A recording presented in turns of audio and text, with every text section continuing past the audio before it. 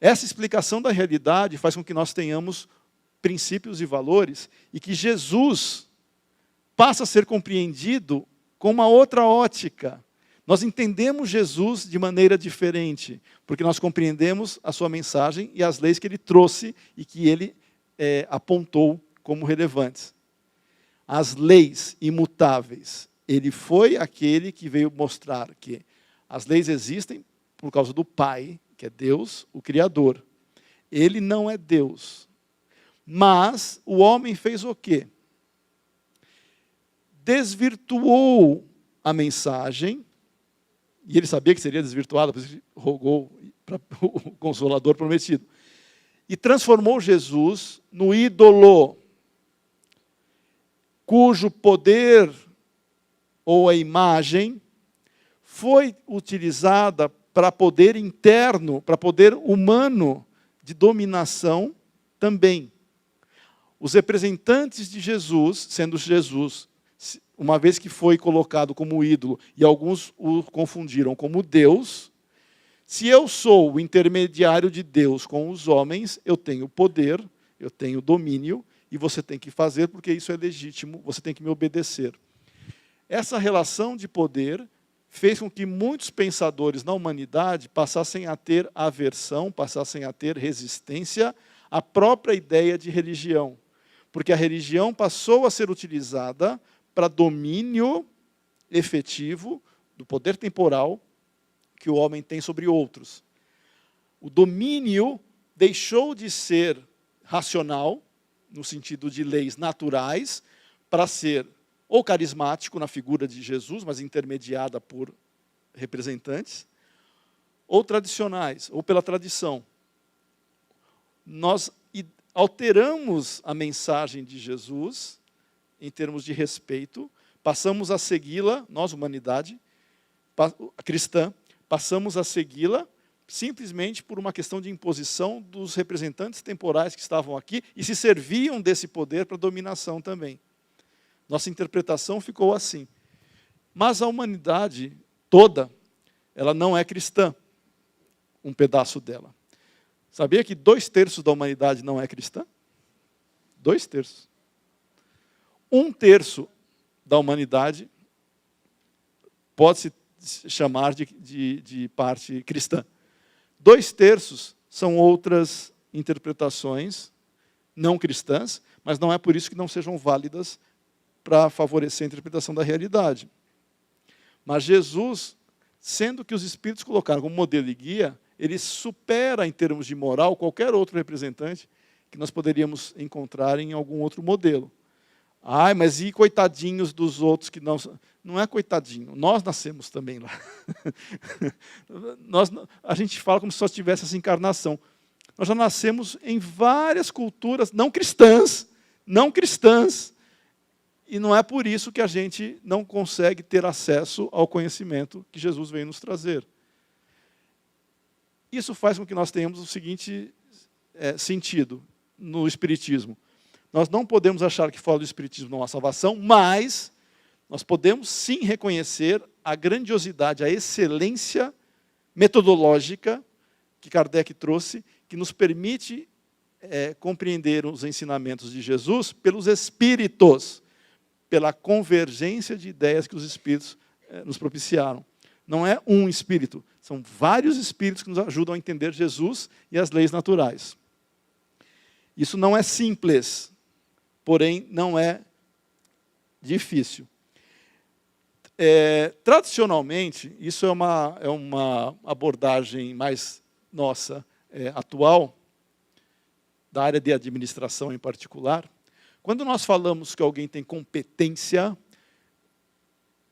3 elementos são geralmente utilizados para representar essa competência e significar competência. Primeiro, conhecimento sobre algo, sobre o objeto, sobre um fenômeno, sobre a realidade. Habilidade em fazer. Conhecimento é o saber, a habilidade é saber fazer. E a atitude é você efetivamente se colocar a fazer. O papel do líder, ele implica em competência, em ser líder. Jesus tem essas competências? Claro. E nós ainda com o resquício do domínio carismático, falou em Jesus, já claro, né? Mas, sim, Jesus tinha essa competência, tanto é que ele não mudou ou dividiu a humanidade antes e depois dele à toa, né? Ele tinha o conhecimento da realidade, ele expressou a mensagem da maneira que as pessoas conseguiam compreender e deixou a mensagem sabendo que essa mensagem seria deturpada, mas seria resgatada lá para frente e explicada pelo Paracelso, pelo Consolador prometido. A habilidade de fazer isso, Jesus era o exímio educador. E a atitude, a coragem de enfrentar uma sociedade inteira, os costumes e as tradições, não para romper as leis divinas, mas para apontar as deficiências que nós estávamos apresentando enquanto afastamento das leis divinas. As leis divinas sempre como referência, só que as leis transitórias podem se afastar das leis divinas. Essa é a essência da aristocracia intelecto-moral que vem reformar o processo de compreensão da harmonia que nós precisamos.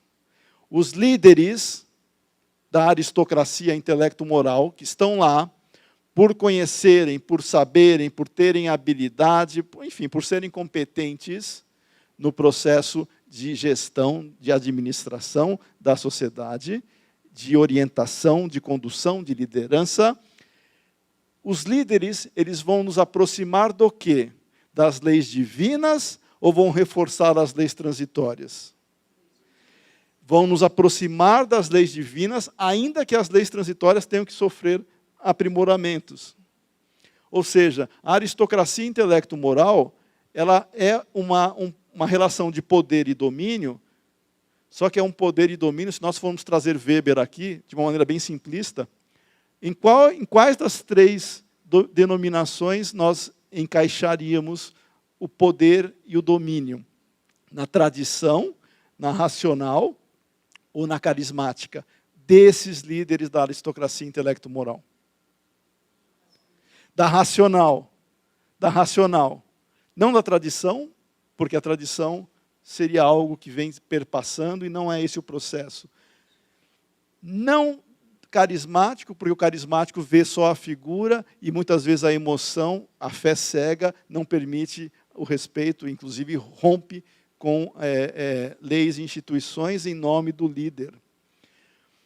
Muito mais que isso, a racionalidade nos permite seguir, nos permite compreender e confiar na liderança.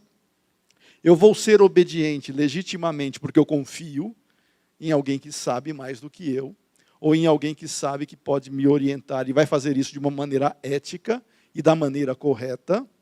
E nesse processo de dominação, nós nos submeteremos à obediência, não perdendo a autonomia, isso é muito importante, porque nós somos indivíduos livres em termos de pensamento, e o livre-arbítrio nos permite tomar decisões. Eu vou seguir ou não seguir as leis ou alguém.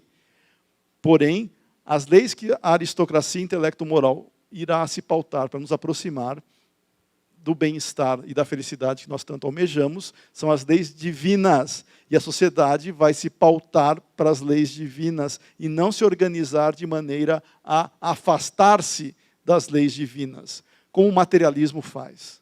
O materialismo, uma interpretação materialista da história, inclusive, faz com que nós não tenhamos a compreensão da realidade espiritual. Nós vamos ter, num conjunto futuro de líderes, aqueles que vão nos aproximar destas leis divinas, e não das leis transitórias que muitas vezes servem só para dominação temporal do homem.